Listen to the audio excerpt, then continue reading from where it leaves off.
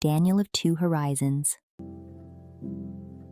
I don't remember Hawaii, not the way most people remember their birthplace.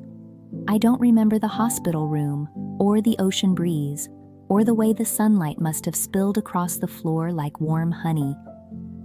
I don't remember my mother's face when she held me for the first time, or my father's trembling hands when he signed the birth certificate. But I grew up feeling the consequences of that moment every single day.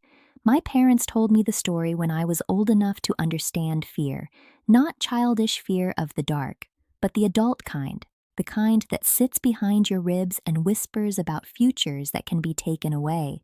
They were young then, wealthy, successful, and terrified. Not terrified of poverty, not terrified of failure, terrified of a system that could decide their son's fate before he could speak his first word.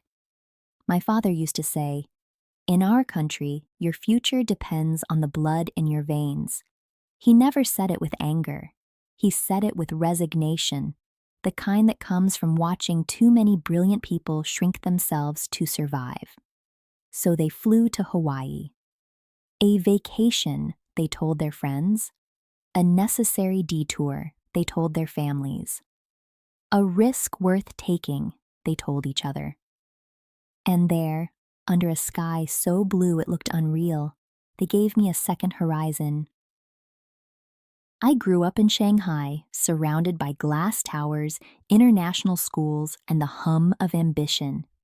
My classmates were the children of CEOs, investors, and officials.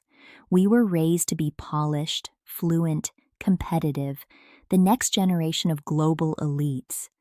But even in that world of privilege, I felt the invisible lines, the things you don't say, the questions you don't ask, the doors that open only if your family name carries the right history. I didn't understand it fully as a child, but I felt it. I felt it when my teachers praised my math scores but warned me not to stand out too much.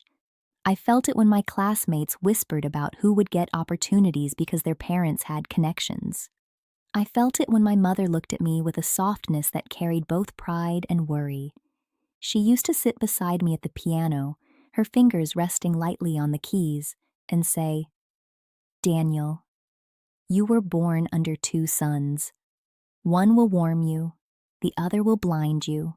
You must learn which is which." I didn't know what she meant then, but I know now.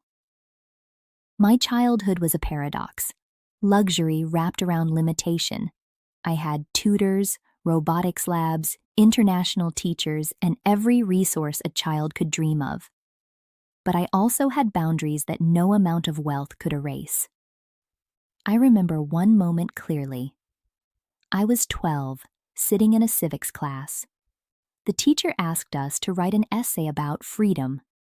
I wrote about curiosity, about asking questions, about exploring ideas, about the joy of learning without fear. The next day, my essay was returned with a red line through the middle. "Too idealistic," the teacher said, "not appropriate." I didn't understand why. I only understood that something inside me had been marked as dangerous. That night, my father sat beside me on the balcony. The city lights shimmered below us like a sea of fireflies. He said, "Daniel, one day you will live in a place where your questions are not dangerous." I asked him, "Where?" He looked at me with a strange expression, half hope, half apology. "Hawaii," he said softly. "America, the place where you were born." I didn't feel American then. I didn't even know what it meant.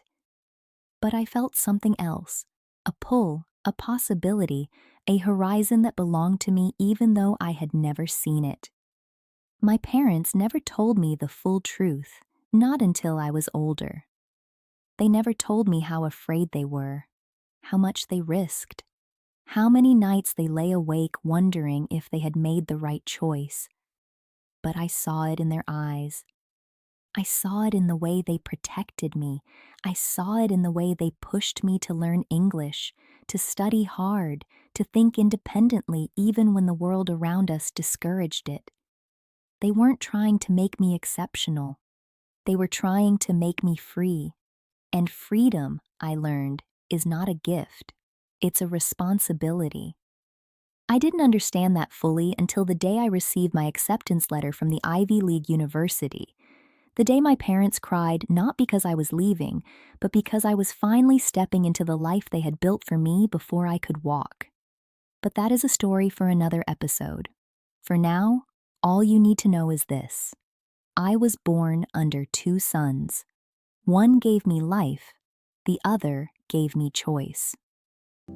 And everything that came after, the education, the brilliance, the career, the suspicion, the pain, all of it began in that hospital room in Hawaii where my parents whispered a promise into my newborn ears. You will live in a world where your future is yours. I have spent my entire life trying to honor that promise,